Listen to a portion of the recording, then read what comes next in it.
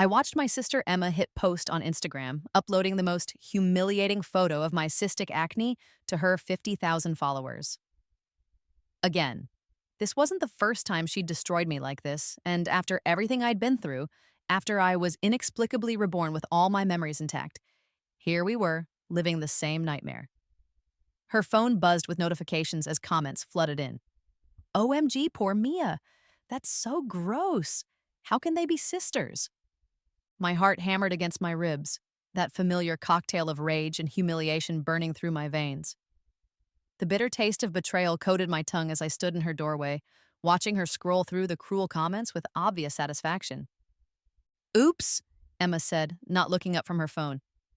Her voice dripped with fake concern. My finger slipped. Sorry, sis. The lie hung between us like poison. I remembered this exact moment from my first life.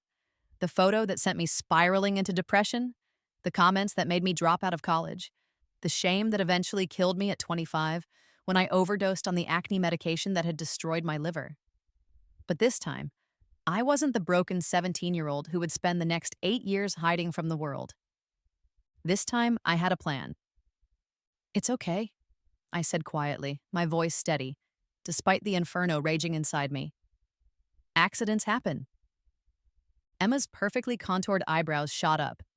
She'd expected tears, screaming, maybe another suicide attempt like last time. My calm reaction clearly unsettled her.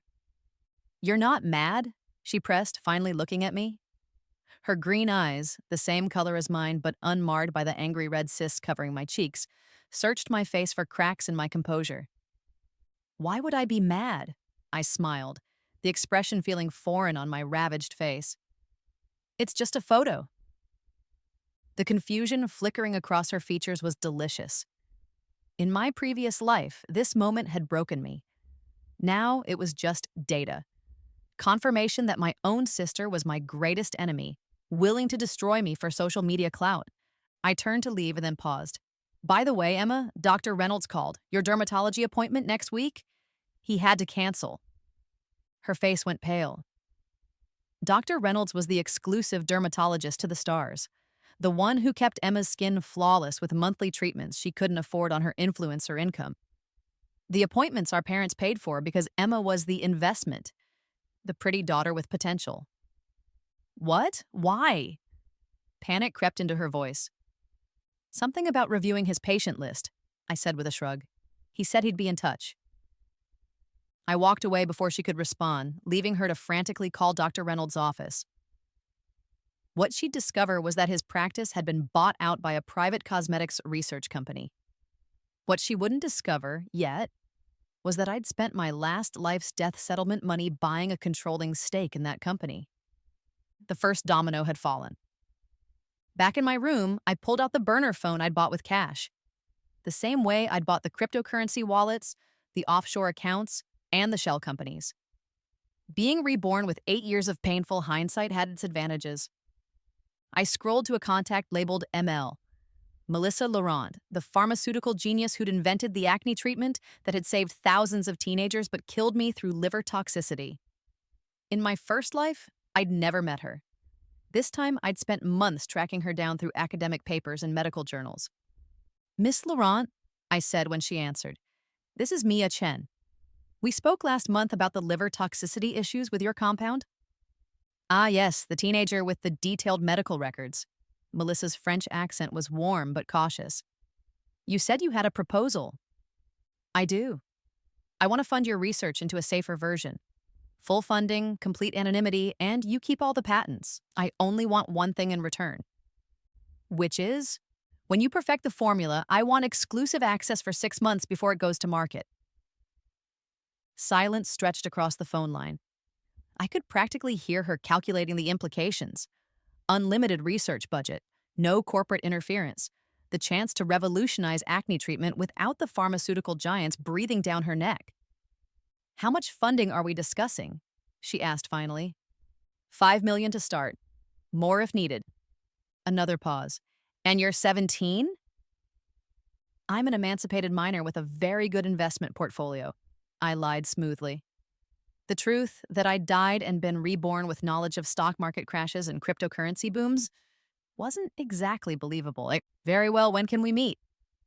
I'll be in Paris next month. Bring your research. I hung up and opened my laptop. Emma's Instagram post had already reached 100,000 views. The comments, a cascade of cruelty that would have destroyed the old me. Instead, I screenshotted every single one, adding them to the digital file labeled evidence. My phone buzzed with a text from my supposed best friend, Zoe. OMG, babe, just saw Emma's post. Are you okay? That photo is so bad. I stared at the message, remembering how Zoe had pretended to comfort me in my first life, while secretly feeding information to Emma. How she'd encouraged my isolation, convinced me I was too hideous to be seen in public, all while positioning herself as the loyal friend by my side. I'm fine, I typed back. Just embarrassed. Think I'll stay home from school tomorrow. Good idea. You should definitely lay low until this blows over. Maybe skip the winter formal too. I'll keep you company. The manipulation was so transparent, it almost made me laugh. Zoe wanted me to skip the formal because she'd been hoping to go with Marcus Webb, the boy who'd been interested in me until Emma poisoned him against me with lies about my psychotic episodes. You're such a good friend, I replied, then immediately opened a new browser tab. I logged into the fake Instagram account I'd created, Clear Skin Journey, and uploaded my first post. It was the same photo Emma had shared, but this time with my own caption, Day 1 of my skin journey. If you're struggling with cystic acne like me, you're not alone. Follow along as I document my healing process. #RealSkin acne positivity #skin journey. Within an hour, the post had 1,000 likes and hundreds of supportive comments. I'd learned something in my research that Emma never understood. Vulnerability, when wielded correctly, was power. The next week brought the first test of my new strategy. At lunch, I sat at my usual table in the far corner of the cafeteria, the spot where the freaks gathered away from prying eyes. Except today, I didn't hide behind my hair or keep my head down. Mia? Zoe slid into the seat across from me, her face the picture of concern. How are you holding up?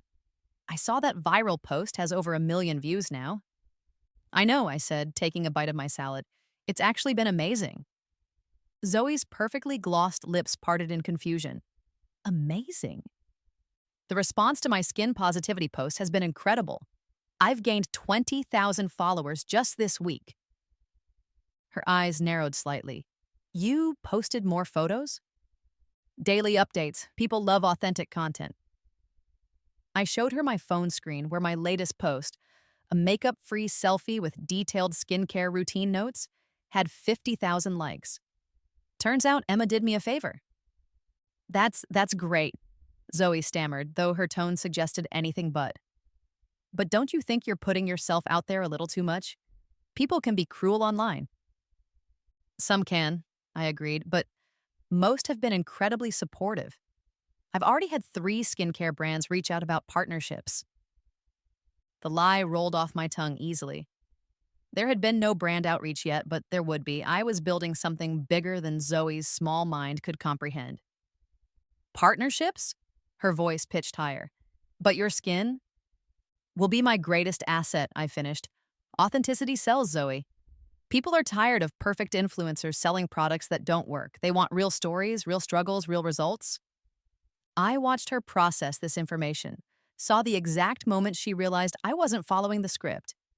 In my first life, I'd spent this lunch crying into my sandwich, while she rubbed my back and told me how brave I was for showing my face in public. Now I was rewriting the narrative, and she had no idea how to respond. I should go, she said abruptly, standing with her untouched tray. I have student council stuff. Of course, I smiled sweetly. Say hi to Marcus for me. Her face flushed red. What's that supposed to mean? Nothing. Just that I know you two have been spending a lot of time together planning the winter formal. It's nice that you're helping him with the decorations. Another lie, but one based on future knowledge. In my first life, Zoe had convinced Marcus to ask her to the formal after filling his head with stories about my mental instability. This time, I was planting different seeds. She hurried away without another word, leaving me alone to savor my small victory.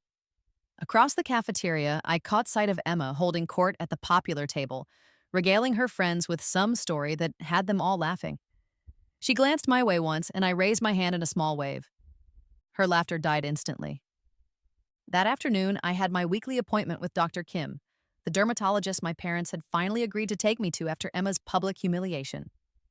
The office smelled like antiseptic and false hope, the same smell that had haunted me through dozens of failed treatments in my first life. The isotretinoin isn't showing the results we'd hoped for, Dr. Kim said, studying my chart with a frown.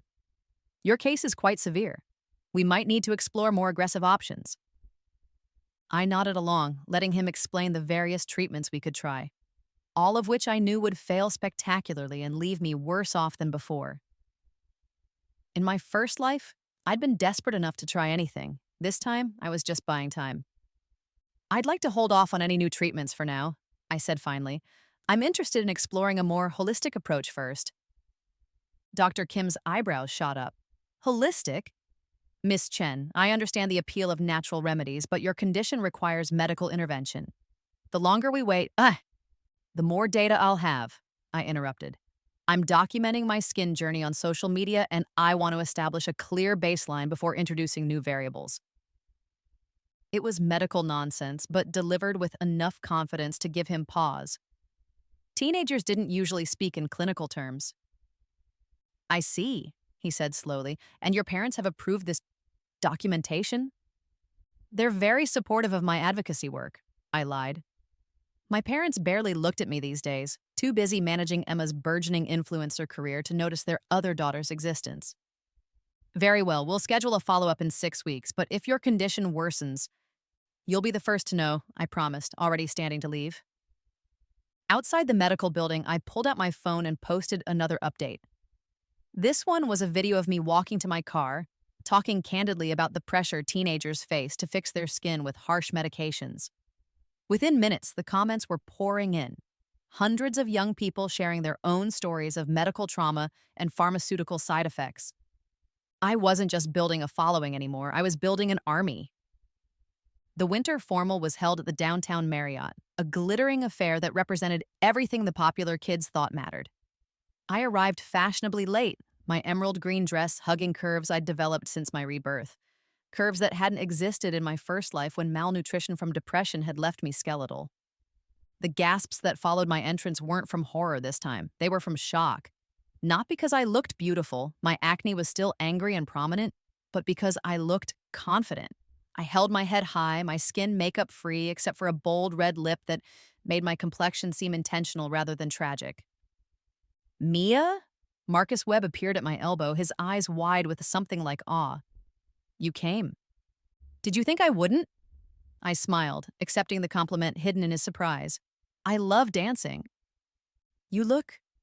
He searched for words, his gaze traveling over my face with an expression I remembered from my dreams. You look amazing. In my first life, Marcus had been my first love, the boy who'd initially seen past my skin problems until Emma and Zoe poisoned him against me. Tonight, he was seeing me again, not as the broken girl hiding from the world, but as someone worth knowing. Thank you, I said simply. You clean up pretty well yourself. He laughed, the sound bright and genuine. Would you like to dance? I felt eyes on us from across the room. Emma, resplendent in a silver dress that cost more than most people's rent, was staring at us with undisguised shock. Zoe stood beside her, equally stunned. They'd expected me to stay home, to hide away like I had before.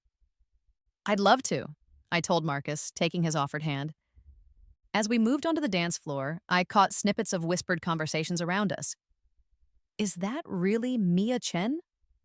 She looks so different. Did you see her Instagram? She's got like 100K followers now. The numbers were actually closer to 150K, but who was counting? I owe you an apology, Marcus said as we swayed to the music. I've been an idiot these past few months. Zoe said, well, it doesn't matter what she said. I should have talked to you directly. What did she say? I asked, though I already knew. He looked uncomfortable. That you were struggling with some mental health stuff? That you needed space to work through things? That it would be better if I kept my distance?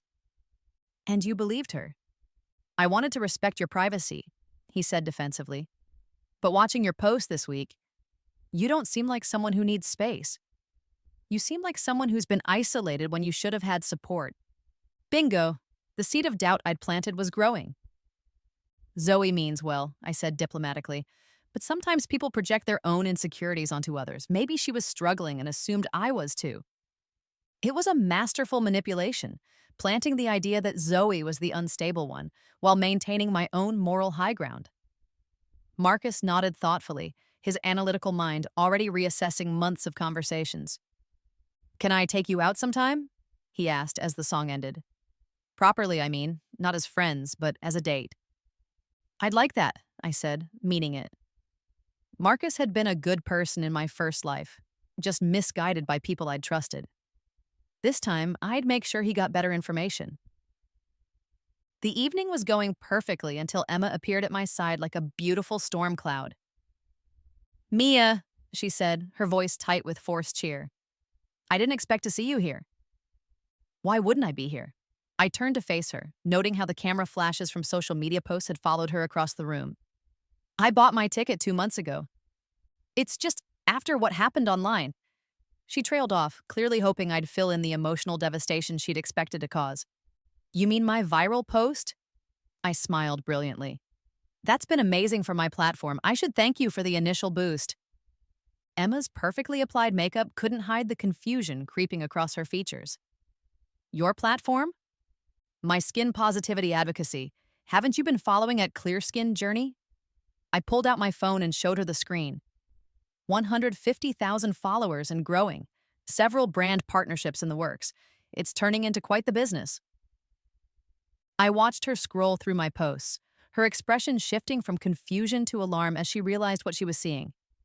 This wasn't the devastated little sister she'd tried to destroy.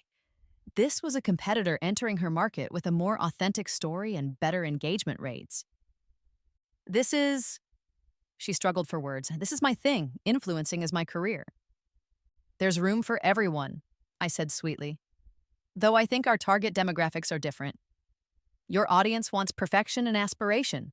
Mine wants authenticity and transformation. Transformation? Her voice cracked slightly. I'm working with some incredible researchers on revolutionary skincare technology. In 6 months, my skin is going to be completely clear. My followers are going to witness the entire journey from start to finish. I leaned closer, lowering my voice. Imagine the brand deals when I can prove that my recommendations actually work. The color drained from Emma's face as she processed the implications. She'd built her entire brand on genetic lottery winnings, perfect skin, perfect hair, perfect bone structure. But I was building something bigger, a transformation story that would inspire millions and position me as an expert in the field she'd never bothered to understand. You can't just steal my career, she hissed, her mask slipping completely. I'm not stealing anything, I replied calmly. I'm creating my own path, just like you did when you posted that photo without my permission. Her eyes widened as she realized I knew exactly what she'd done. In her mind, she'd been dealing with a broken, naive little sister. She was just now understanding that she'd been playing chess with someone who knew all her moves in advance. I need to use the restroom, she said abruptly, fleeing toward the hotel lobby. Marcus had been watching our exchange with growing interest. What was that about? Sister stuff, I said with a shrug. You know how it is with family. But through the ballroom's glass doors, I could see Emma pacing frantically while making phone calls. Probably to Zoe, possibly to our parents, definitely to someone who could help her figure out how her carefully orchestrated revenge had backfired so spectacularly. Phase 2 was about to begin. The Monday after the formal brought Emma's counterattack. I found her in the kitchen before school, her laptop open to a document that made my blood sing with vindication. She was writing a blog post titled, When Family Betrays You, My Sister's Mental Health Crisis. Working on something? I asked innocently, pouring myself coffee while reading over her shoulder. She slammed the laptop shut. It's nothing. Looked like a very personal essay, I pressed. Something about mental health. If you must know, I'm trying to help you, she snapped. People are starting to think your whole skin positivity thing is some kind of scam. I'm explaining that you're going through a difficult time and might not be thinking clearly. There it was, the narrative I'd been expecting. When direct humiliation failed, Emma always pivoted to concerned trolling. Make me look unstable, unreliable, someone whose success couldn't be trusted. That's so thoughtful, I said, my voice dripping with gratitude. You're really looking out for me. Her eyes narrowed at my tone. I am. Someone has to. Absolutely. In fact, I think you should post it. What? She blinked in confusion. Your blog post. You should definitely publish it. Today, if possible. Emma stared at me like I'd grown a second head. You want me to publish an essay about your mental health struggles? Why wouldn't I? You're my sister. If you think it would help people understand my journey better, I trust your judgment. I could practically see the gears turning in her head. This wasn't the reaction she'd planned for. In her experience, threatening to expose my vulnerabilities made me crumble. Now I was encouraging her to follow through, and she couldn't figure out why. Fine, she said finally, but don't come crying to me when people start questioning your credibility. I would never dream of it, I promised, then headed upstairs to get ready for school. 2 hours later, Emma's blog post went live on her website and social media accounts. It was a masterpiece of manipulative concern, painting me as a troubled teenager using social media for validation while struggling with body dysmorphia and depression. She positioned herself as the worried sister trying to protect me from exploitation. What Emma didn't know was that I'd spent the weekend preparing for this exact scenario. By lunchtime, I'd posted my response, a video essay called When Family Becomes Your Biggest Bully. I didn't mention Emma by name, but I didn't need to. I simply told my story. How a family member had shared my private photos without consent. How they'd consistently undermined my confidence. How they'd tried to sabotage my healing journey because my success threatened their own platform. I included screenshots of Emma's cruel comments from my first viral photo, her attempts to isolate me from friends, and most damning of all, her immediate rush to pathologize my newfound confidence as mental illness. True family celebrates your growth, I said to the camera, my voice steady and sure. They don't try to tear you down when you start building yourself up. If someone in your life consistently makes you feel small, unstable, or broken, ask yourself, are they protecting you? Or are they protecting their own position as the together one in your relationship? The video went nuclear. Within 6 hours, it had been viewed 2 million times. The comments were overwhelmingly supportive, with thousands of people sharing their own stories of family members who'd undermined their confidence. Mental health advocates praised my articulation of emotional abuse patterns. Skincare brands started sliding into my DMs with partnership offers. Emma's carefully crafted blog post, meanwhile, was being torn apart in the comments section. People called her out for public shaming her sister, for violating my privacy, for trying to disguise jealousy as concern. Her follower count started dropping as people realized she wasn't the supportive sister she'd pretended to be. By the time I got home from school, she was waiting in my room like a tornado in designer clothes. "You've ruined everything!" she screamed, her perfect composure finally cracking. "Do you know how much damage you've done to my brand?" "Your brand was built on lies," I replied calmly, sitting at my desk to respond to some of the hundreds of DMs I'd received. "I just told the truth." "The truth? You made me look like a monster." "I never said you were a monster. I talked about my own experiences with family bullying. If people connected that to your behavior, maybe you should examine your behavior." She stared at me in horror, finally seeing me clearly for perhaps the first time in our lives. This wasn't her broken little sister anymore. This was someone who understood power, narrative, and public opinion better than she did. "Who are you?" she whispered. "I'm exactly who I've always been," I said, not looking up from my laptop. "The difference is that now I have a platform to show it." 2 months later, the package arrived. I signed for it at the door, my hand steady despite the magnitude of what I was holding. Inside the discreet medical shipping container was a small vial of clear liquid, Melissa Laurent's revolutionary acne treatment, perfected after decades of research and funded by my cryptocurrency fortune. 6 months of exclusive access, I murmured to myself, holding the vial up to the light. Just like we agreed. I'd spent the past weeks preparing my audience for this moment. Daily posts about my skincare research, interviews with dermatologists, deep dives into the science of acne formation and treatment. My followers, now approaching 500,000, were invested in my journey on a molecular level. Tonight's live stream would change everything. "Hi, beautiful humans," I said to the camera, my setup now professional grade with ring lights and multiple angles. "Tonight is the night we've all been waiting for.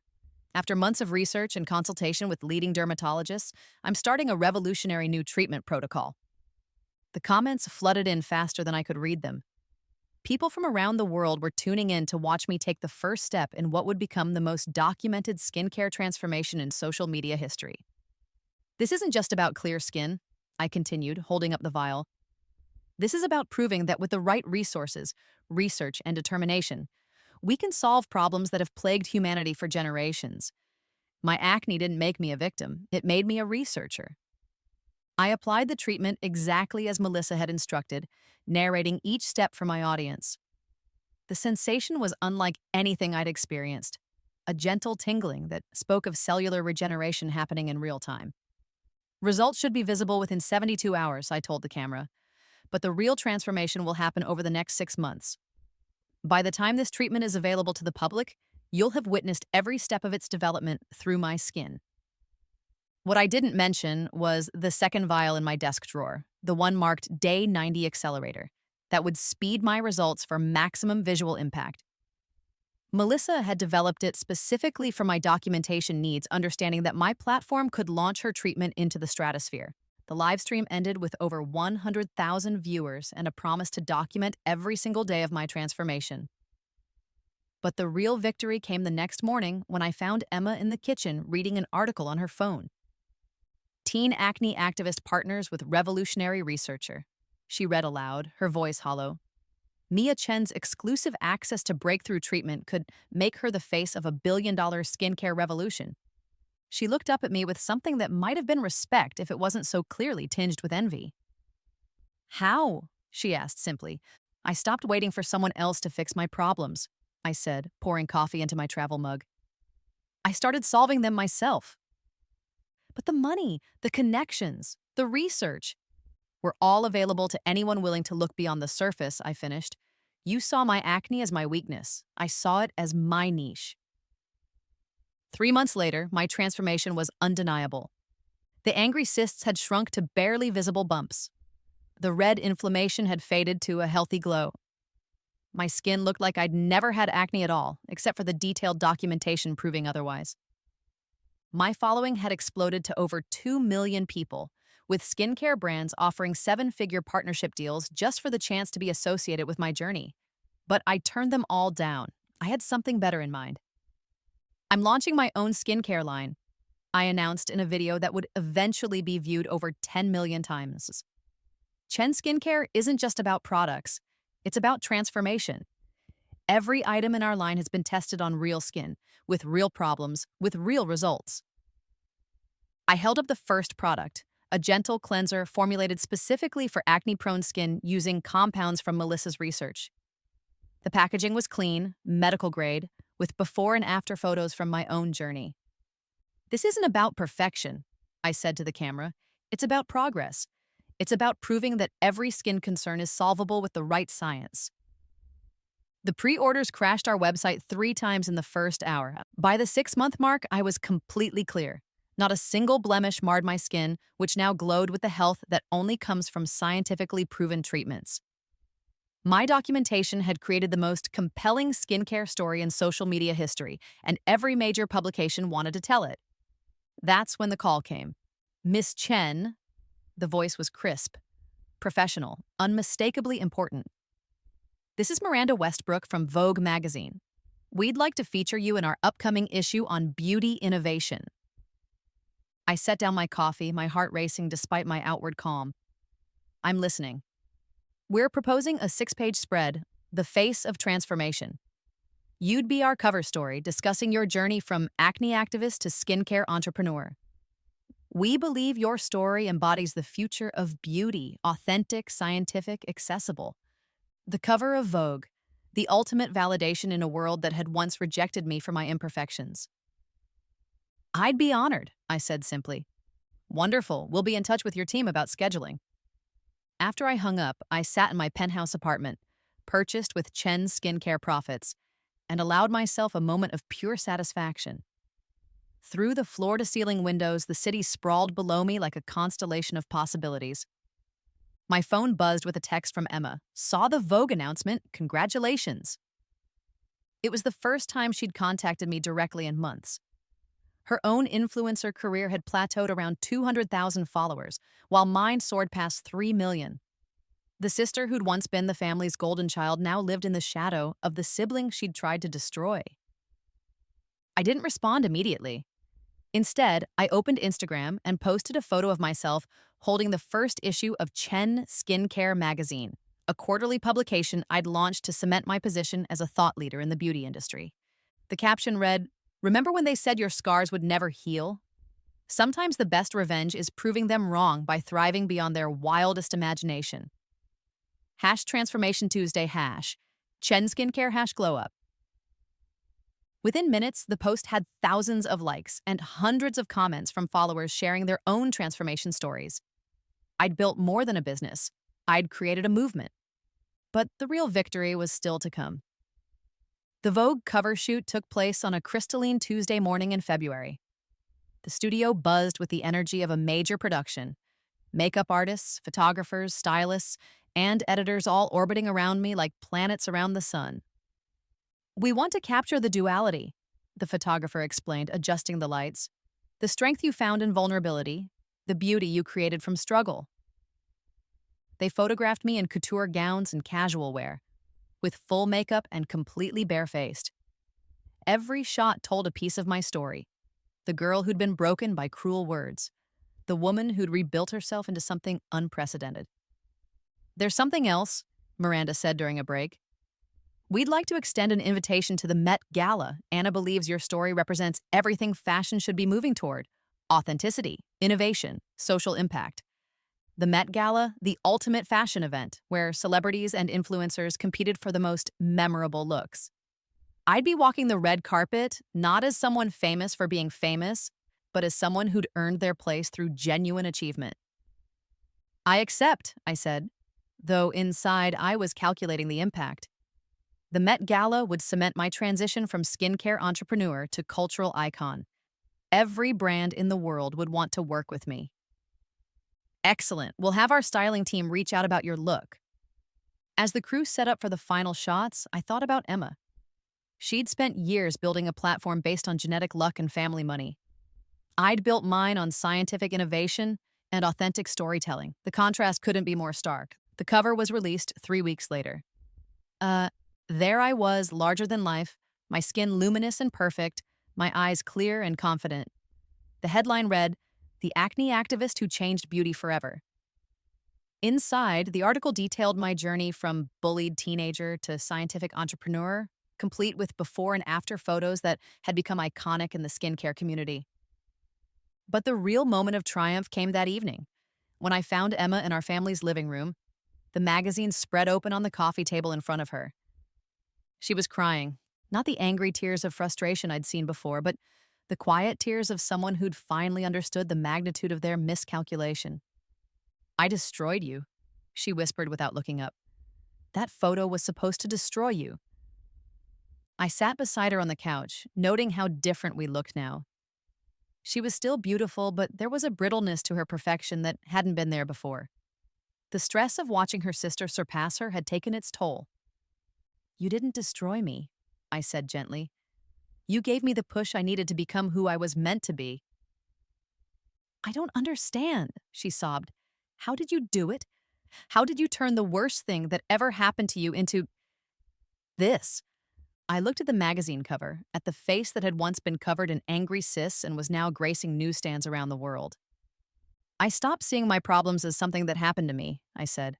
"I started seeing them as something I could solve for everyone." Emma looked at me then, really looked at me, as if seeing me clearly for the first time in our lives. "Can you ever forgive me?" she asked. The question hung between us like a bridge neither of us had expected to cross. In my first life, I'd spent years desperate for her approval, her love, her acknowledgement that I mattered. In this life, I'd learned that forgiveness wasn't about absolving others. It was about freeing yourself. I forgave you the moment I realized your opinion of me didn't define my worth, I said truthfully. But forgiveness doesn't mean forgetting. It doesn't mean we go back to how things were. I know. Her voice was small, childlike. I just, I want to be better, to be the sister you deserved. Then be that sister to someone else, I said. Use your platform to lift people up instead of tearing them down. Stop seeing other women as competition and start seeing them as collaborators. It was more grace than she deserved, but I'd learned that holding on to anger was like drinking poison and expecting the other person to die. My success was its own revenge. I didn't need her destruction to feel complete. 6 months later, I walked the Met Gala red carpet in a custom gown designed to look like a scientific molecular structure. The metaphor was perfect. Beauty created through precise understanding of natural processes. The theme was innovation in beauty, and I was the poster child for transformation through science. Photographers shouted my name, reporters fought for interviews, and social media exploded with coverage of my look. But the moment that made everything worthwhile came when I spotted a young girl in the crowd, maybe 16. Her face covered in the same angry cysts that had once defined my existence. She was holding a sign that read, "Thank you for showing us that beautiful comes in every form." I walked over to her, breaking protocol completely. "What's your name?" I asked. "Sarah," she whispered, tears streaming down her face. "I've been following your journey since the beginning. Your posts saved my life." "You saved your own life by choosing to see yourself as worthy of love," I told her. "Don't ever let anyone convince you otherwise." Security tried to move me along, but I ignored them, taking out my phone to get Sarah's contact information. "I want to sponsor your skincare journey," I said. "Full access to our treatment line, plus documentation support if you're interested in sharing your story." Her eyes went wide. "You do that for me?" "I do that for the girl I used to be," I said, "and for the woman you're going to become." As I continued down the red carpet, I thought about the girl who'd stood in Emma's doorway 8 months ago, watching her sister destroy her with a single Instagram post. That girl had been broken, humiliated, convinced she was too damaged to be loved. This woman owned a multi-million-dollar skincare company, graced the cover of Vogue, and walked red carpets as a living proof that transformation was possible. But more importantly, she'd learned that the best revenge wasn't destruction. It was elevation. I'd let Emma post that photo because I knew something she didn't. Sometimes the worst thing that happens to you becomes the best thing that ever happened to you, if you're brave enough to rewrite the story. The acne that was supposed to make me unmarriageable had made me unforgettable. The sister who tried to destroy me had actually freed me to become everything she'd never imagined I could be. And as the cameras flashed and the world watched, I smiled with the confidence of someone who'd learned the ultimate truth. You can't dim another woman's light without creating shadows for yourself to hide in. I was done hiding. I was done being small. I was done letting other people define my worth. I was Mia Chen, the acne activist who'd become the face of transformation itself. And this was only the beginning.